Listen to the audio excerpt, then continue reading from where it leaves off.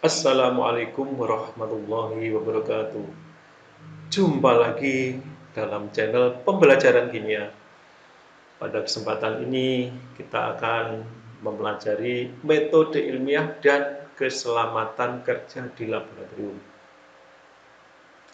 Tujuan dari pembelajaran ini adalah setelah pembelajaran ini maka kita harus mampu menjelaskan metode ilmiah beserta langkah-langkahnya dan keselamatan kerja di laboratorium, serta menyajikan hasil rancangan dan percobaan ilmiah dari masalah kontekstual.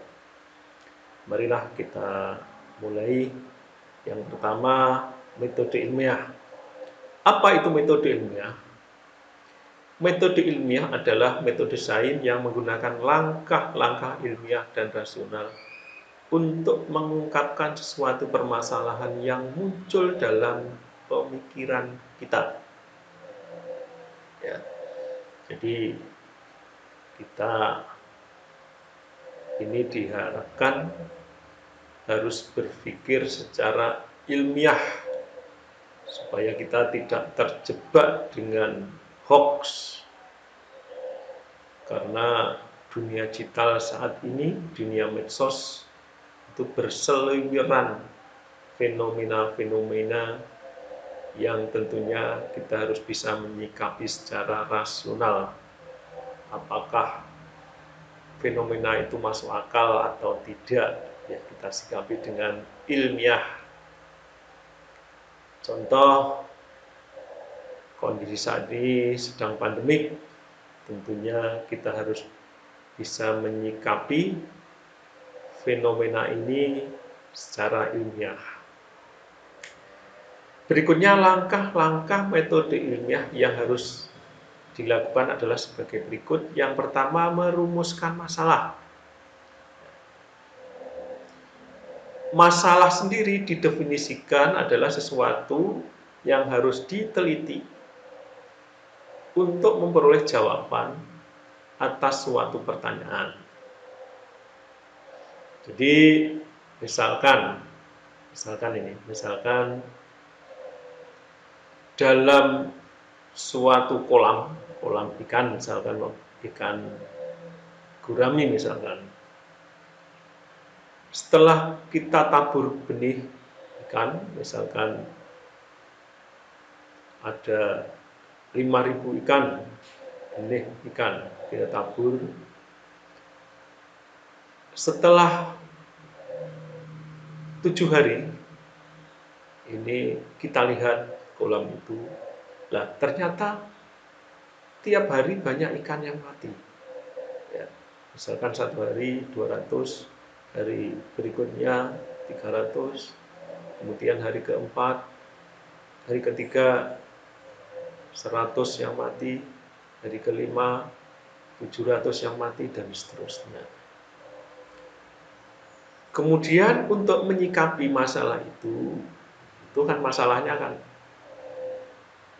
benih ikan banyak yang mati. Ya, masalahnya, rumusan masalahnya bagaimana? Ya kita dengan kalimat tanya. Contohnya, mengapa benih ikan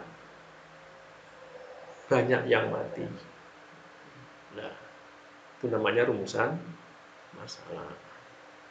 Langkah berikutnya, setelah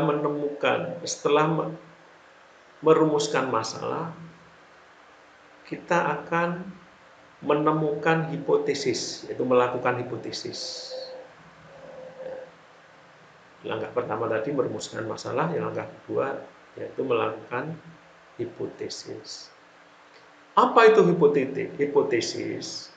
Hipotesis adalah jawaban sementara atas pertanyaan. Ya. Jawaban sementara. Contoh tadi ya, mengapa banyak ikan di kolam A ini yang mati? Ya, hipotesisnya begini misalkan. Jawabannya begini. Pengaruh panas, cuaca panas menyebabkan banyak ikan mati.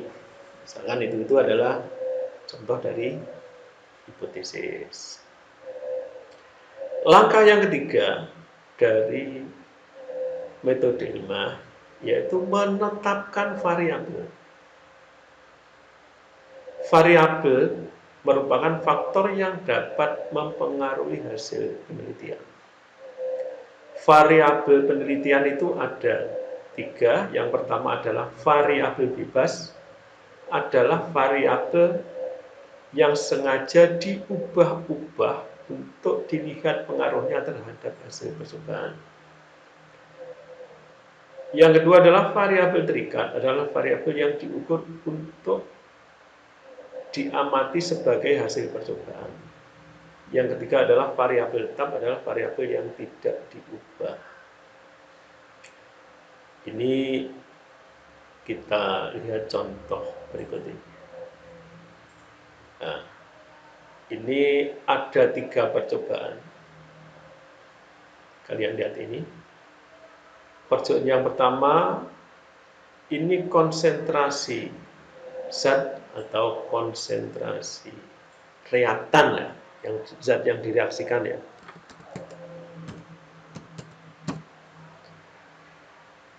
Konsentrasi reaktan 0,25 molar, suhunya 30, maka laju reaksinya 3 molar per sekon. Ya, ini percobaan tentang laju reaksi, jelas ini kan. Percobaan yang kedua, konsentrasinya tetap 0,25 molar, suhu reaksinya diubah menjadi 40 derajat, maka laju reaksinya juga akan naik menjadi 6 molar per sekon. Percobaan ketiga, konsentrasinya 0,25 molar. Tetap ini, konsentrasinya dari 3 percobaan ini tetap 0,25 molar. Suhu reaksinya percobaan ketiga 50 derajat Celcius. Ya, dinaikkan 10 derajat lagi. Yang pertama dari 30, yang kedua 40, yang ketiga 50. Pada percobaan yang ketiga ini, laju reaksinya menjadi 12 molar per sekon, lebih cepat lagi. Dari desain percobaan ini, mana yang variabel bebas, mana yang variabel terikat, mana yang variabel kontrol. Variabel bebas tadi adalah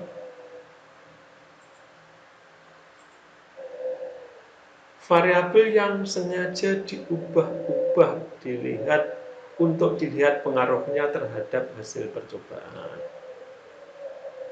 Ya.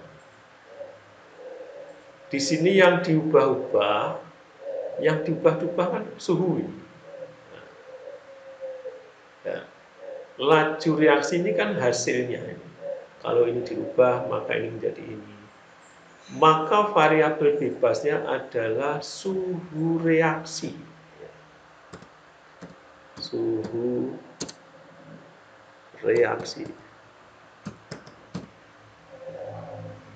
Variabel bebas sama dengan suhu reaksi.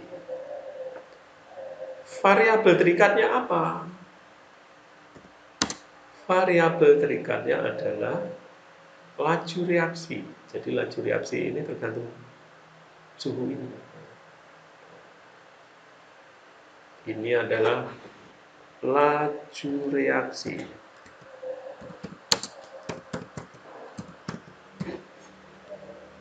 Sedangkan variabel kontrolnya, variabel yang tidak diubah-ubah, yaitu yang tidak diubah-ubah adalah konsentrasi. Ini kan dibuat tetap. Ini adalah konsentrasi reaktan.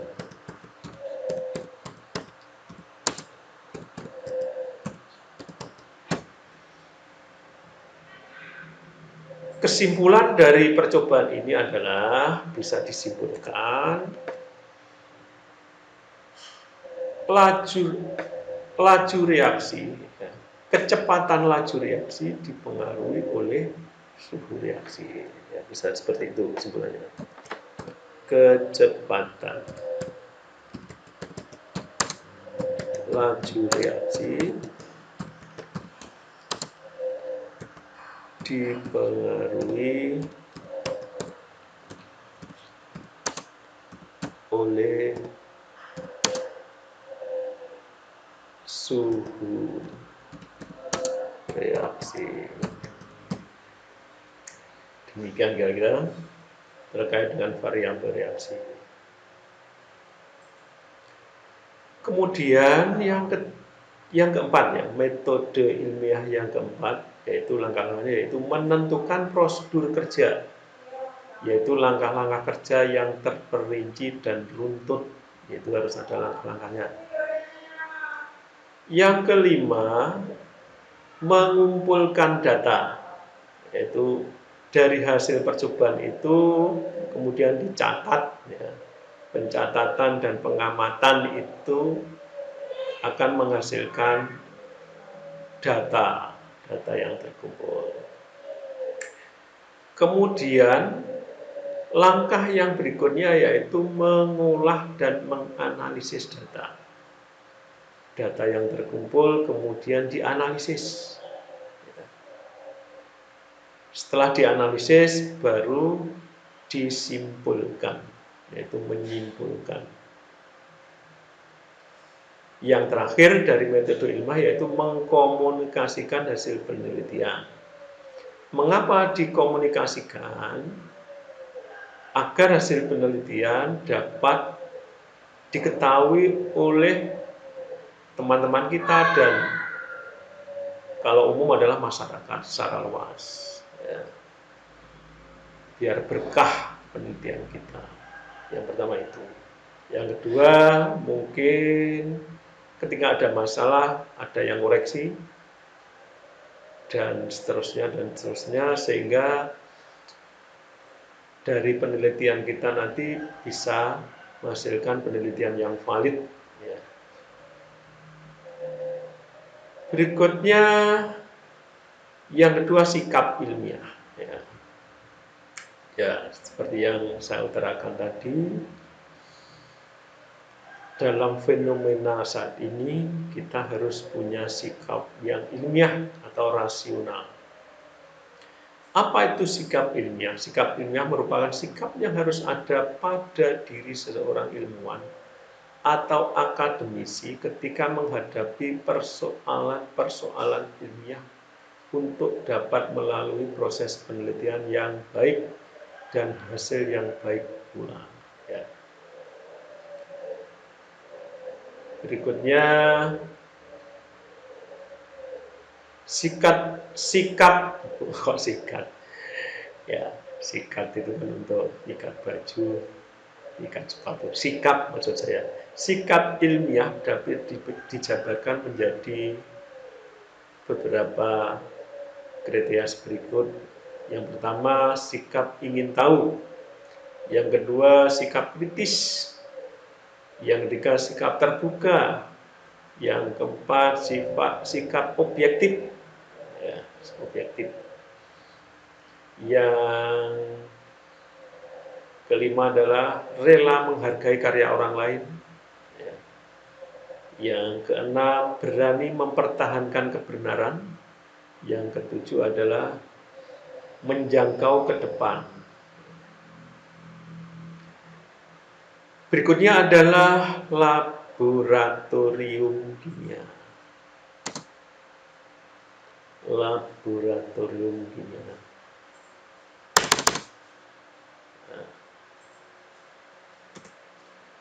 Apa laboratorium kimia itu?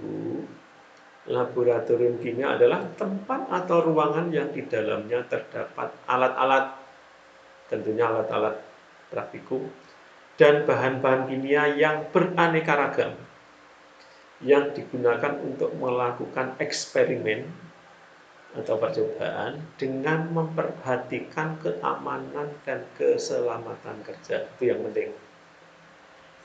Jadi di laboratorium itu ada alat praktikum dan ada bahan praktikum.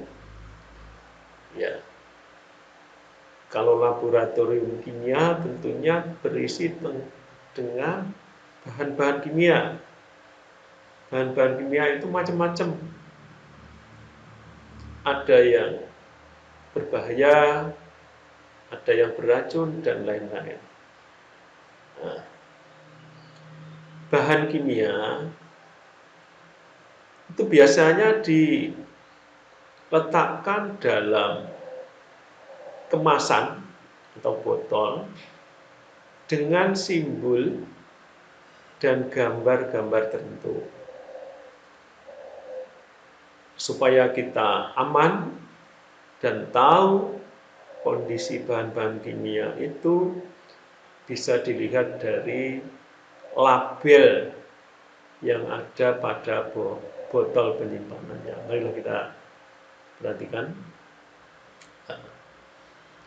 Biasanya di botol itu diberi simbol dan nama.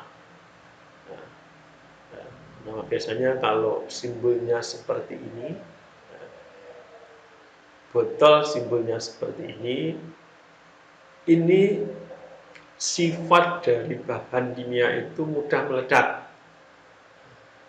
Contohnya yang mudah meledak itu yaitu aseton, diethil ether, etanol.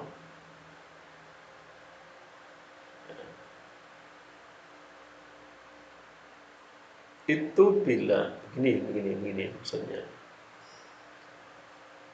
Contohnya zat-zat aseton, diethil ether, dan etanol itu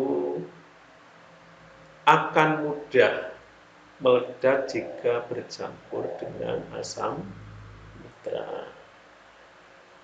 Ya.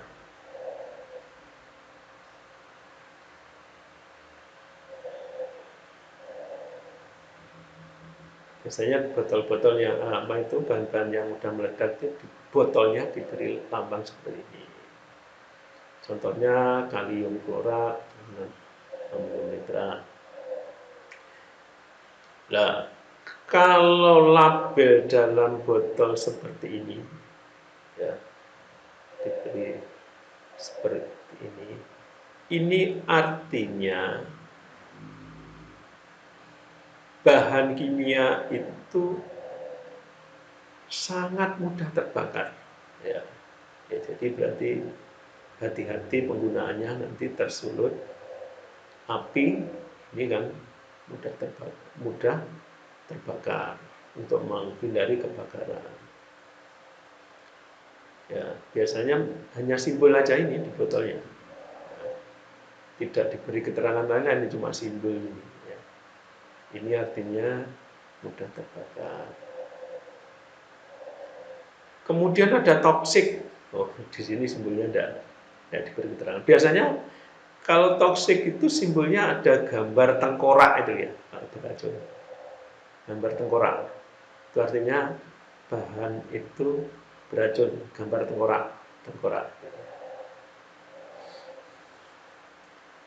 Yang berikut ini gambar ini artinya korosif. Apa itu korosif itu? Korosif itu adalah dapat merusak jaringan hidup. Misalkan yang kalau kena kulit, kena tangan, itu dapat menyebabkan iritasi. Ya.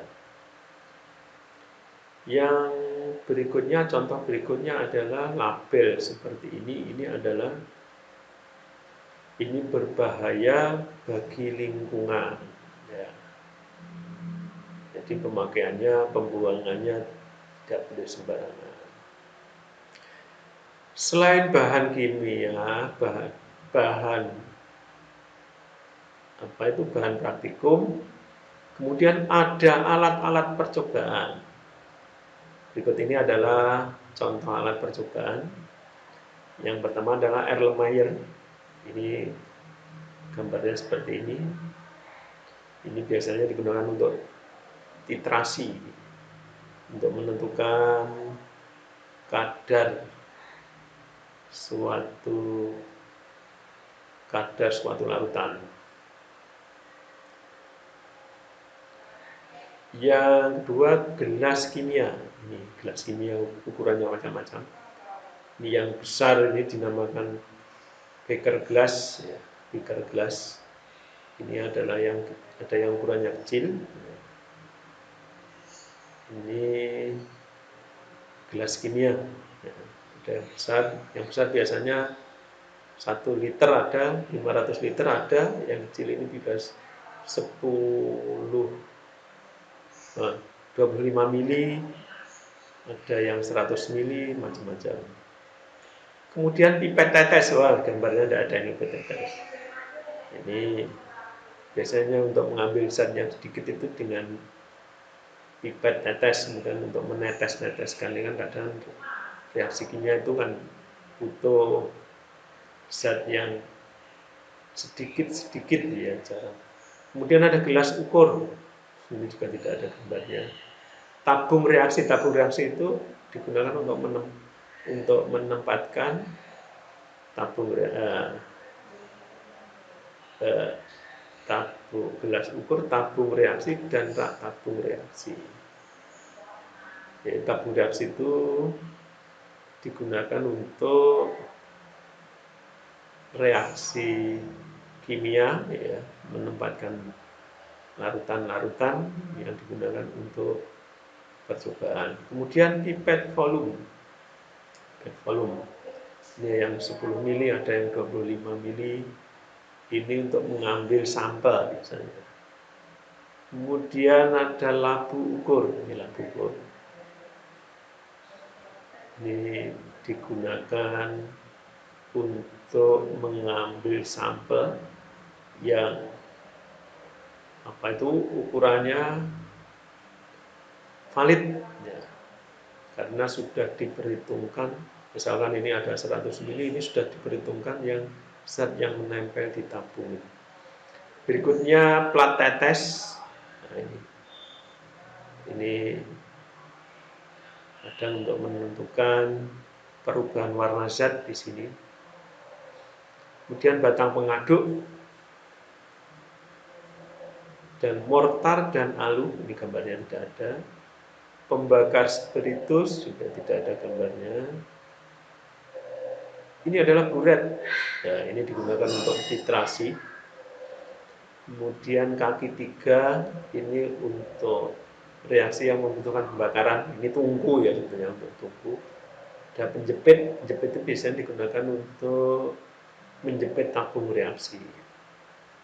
Nah, demikian kira-kira terkait dengan laboratorium kimia.